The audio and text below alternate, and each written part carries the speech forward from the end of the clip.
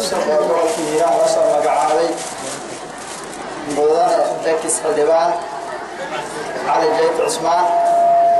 وعكسو دوينينا اسكولك مجمع بهاهان وكتر سنة يساقو مدن وقدومي وحا اسكولك مجمع كل سو دواتاسا نمسيات كان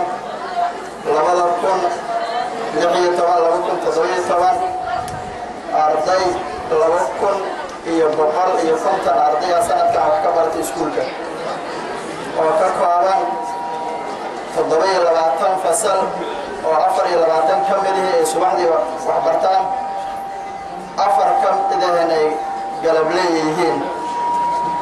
سدح كم إذا هني قلب ليهين تضبي لبعتان كاس فصل وكم كومي اسكولكم اسكولك وحكبر صدن إيه سجال معلم إيه أفر معمولة لح واردية إيه لح نظافة guud ahaan waad aragtaa iskuulku wuxuu ku shaqayn jiray meeshii aad ka warqabtay xorada daraawishta la jiray sanadkan iyo sanadkii ka horeeyay wuxuu ku shaqeeyaa iskuulkii hore loo dhigi jiray xalane weli qabya naga ah marka waxaan rajaynaynaa guud ahaan haddii aan nahay reer mujamac waxaan kugu soo dhaweynaynaa gacmo furan ulajeedkeena iyo guud ahaan hadafkeenuna waxa weeyaan mar kasta in aan taageerno cid kasta ee bulshada wax ku soo kordhin karto cid kasta ee wax ku soo kordhin karto waxyaabaha aan rajaynayna waxa ka mid ah in danta Soomaaliya looga shaqeeyo ee qofka lagu doorto maxaad qaban kartaa ee aan lagu dooranin inteed ka soo jeedaa iyo maxaad ahayd asalkaaga ee lagu doorto qof kasta si ummadda Soomaaliyeed ay jaanis u helaan qofka lagu doorto maxaa qaban kartaa marka ku soo dhawow iskuulkaaga mujamac ahaan hadda mujamac waxaan aad u soo dhaweynaynaa dadweynaha gobolka Hiiraan aad iyo aad u soo dhaweynaynaa dadweynaha ku soo dhawow iskuulkaaga mujamac assalaamu calaykum waraxmatullahi wabarakaatuh waxaan mahadcelinayaa Allah subhanahu wa ta'ala oo meeshaan iskan keenay waxaan u mahadcelinayaa booqashiisa gudoomiyaha cusub علي جيت عثمان وحنا قدامي سودو ومسودو وينينا إن شاء الله وحنا جينا واحد بدل أو نجم غنانة إن أنا قبضت أنت تقول إلى هذا نرجع هذه مرة بعدين مرة أفراد بعقولنا أهلا وسهلا ركان وركان أرضنا وأرضنا إن شاء الله وأنا نقرب تعتم هذه مرة أفراد بعالله ما هذا سبحانه وعن آب وفي حسنها أنت وأنت Soomaaliyeed oo anta reer Hiiraan oo anta reer Galmudug inaan saakin fursad u helo inaan la hadlo aad iyo aad farxad iigu tahay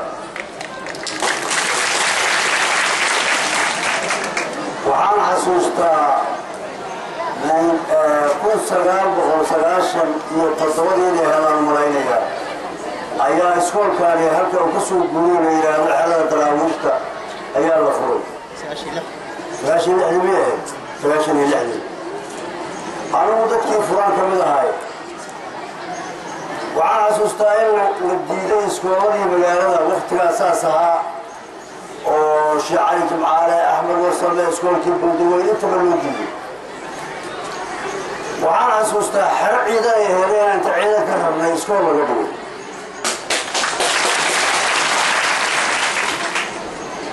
أنا وهم معلم يا أرض كبحي مجتمع دكتور سراء وبحي وكبعد جامعات أهل أوغندا وكسر غير جميل أي هذا مقدسه وهم معلم وهم برتو ما دون انترناشونال ريليشنشيب ما دام أنا بروفيشن جيم مدن دبر سياستها للعاصمة والوحدة وعندها مركز Soomaaliya waxay qaadatay erayga la yiraahdo federalism waxaa u tihiin hadda gobolkan iyo gobolka la yiraahdo shabeellada dhexe in la isku daray oo dowlad goboleed loo dhisay waxaa dhici jirtay dhowr iyo 20 sano xuquuqda gobolkan leeyahay ee ama waxbarasho ama kale asaasiga inta badan inay la heli jirin doonaa ilaahayna ka baryaynaa kuna dadaali doonaa xuquuqda waxbarashada hadday scholarship tahay ama gudaha ha noqoto ama dibadda ha noqoto si toosa inaad u heli doontaan xukuumaddii kale intiina wada helaya laakiin xuquuqda waxbarasho ee scholarship ee adduunku loogu deeqay manhajna dabcan waa jiri doonaa oo inkastoo hadda ma jiraan horta manhajkii wasaaradda waxbarashada waa la fuliyaa sooma asagaa la dhigaa waa soo kobci doontaa waa imaan doontaa ilaahay idinkiisa soomaaliyana waxaa burburay ma aha gaaraha bas waxaa burburay waxbarashadii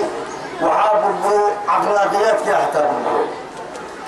dhalinyarada anigu hadda sanadka haddaan soo dhaafnaa qalin jiray sanadka haddaan da-daan jirana waa ujeedaan fursadaada haystaan horta waxaa idinku dhiirigelinaya fursaddiina ka faa'iidaysta oo intaa wareegtaa hadda ninkoo da-yar dugsi sare ka baxdaan kabacdi 24 jir baa uga baxdaa ama 25 jir inaad karbajoolar ku qaadataan haddii aan gadaal uga laabto xagga waxbarashada iyo sidee xuquuq loo heli doonaa waxaan is leeyahay mar haddii soomaaliya federaalism tahay ceeriinkaa lagu kala bixi doonaa ceeriinkaa isteedii wixiisa ku qaadan doonaa ama waxbarasho ha ahaato ama caafimaad ha ahaato ama shaqaale ha ahaato ama ha noqoto wax soo saarka waddanka inkastoo goboladu kala khayraad badi doonaan waxaan u malaynayaa haddii hadda khayraad la yidhahdana goboladu khayraad badan inaad ka soo jeedaan wiilasheenii iyo gabdhaheenii iyo ardayeenii waxaan mar labaad iyo mar saddexaad idin ku dhiirigelinaya inaad sida haddaba aad ugu dhawaal adeegtaan waqtiga adag oo waxbarashadu ay tahay oo manhajku iska dib leeyahay oo ninkii ka soo baxa hadda jaamacad ka soo qalin jiriyahay uusan haysan fursad shaqo uusan haysan markii waxaan rabaa qofka hadduu wax soo barto in la dhiirigeliyo oo uu helo shaqo inuu helo si uu uga macaasho wixii uu soo bartay waa ku dadaali doonaa ilaahay idinkiisa wax badan oo hadda saaka aan idinaaha ma garanayo laakiin waxaan idin leeyahay anigana nasiib wanaag fursada ii tahay waa ku faraxsanahay la kulanka saaka ardada iskoolka xarama aan la kulmay adinkana dabcan